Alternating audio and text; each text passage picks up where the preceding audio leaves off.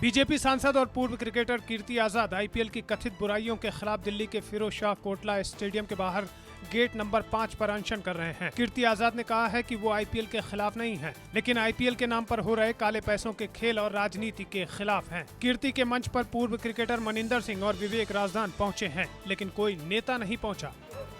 देश के अंदर पैसा आया, उसका सोर्स क्या है कोई नहीं जानता। क्या इस प्रकार की पारदर्शिता चलती रहेगी?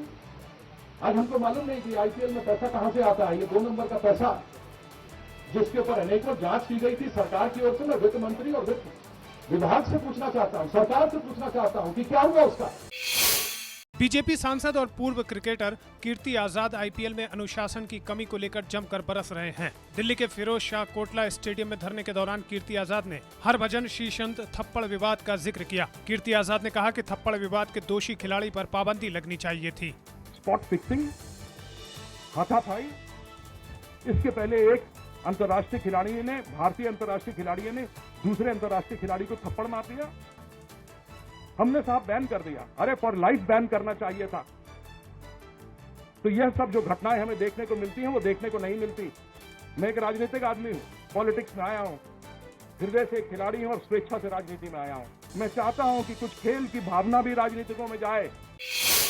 तृणमूल कांग्रेस कोटे से रेल मंत्री मुकुल रॉय ने रेलवे के प्रोजेक्ट में देरी के लिए कैबिनेट पर सवाल उठाए हैं। पीटीआई से मुकुल रॉय ने कहा है कि विश्व स्तरीय रेलवे स्टेशन बनाने, कई तरह के काम करने वाले स्टेशन बनाने, ईस्टर्न फ्रेट कॉरिडोर जैसे फैसलों में देरी हुई है। निजी क्षेत्र के साथ मिलकर बनने वाले प्रोजेक्ट से जुड़े फैसले भी रुके हुए हैं, क्योंकि रेलवे को कैबिनेट से मंजूरी लेनी होती है, क्योंकि रेलवे की जमीन के व्यावसायिक इस्तेमाल के लिए कैबिनेट की मंजूरी जरूरी है।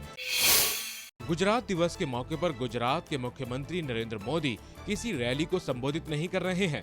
वीडियो कॉन्फ्रेंसिंग के जरिए मोदी बात कर रहे हैं अमेरिका में रहने वाले गुजरातियों से। Indian Gujarati association of America ने मोदी को इसका न्योता दिया था। अमेरिका भले ही नरेंद्र मोदी को वीजा देने को तैयार ना हो, लेकिन वीडियो कॉन्फ्रेंसिंग करके मोदी ने अमेरिका तक अपनी आवाज पहुंचाई है। अमेरिका में रह रहे गुजरातियों को मोदी ने ये बताने और समझाने की कोशिश की कि बिना गुजरात के शायद देश चल ही न पाए। दिल्ली में चाय भी गुजरात की मदद के बिना मुमकिन नहीं होगी। गुजरात के अंदर मिल्क प्रोडक्शन में हम इस 10 साल में 68% इजाफा किया है। 68%, कैन यू इमेजिन? 68% दूध उत्पादन में बढ़ोतरी।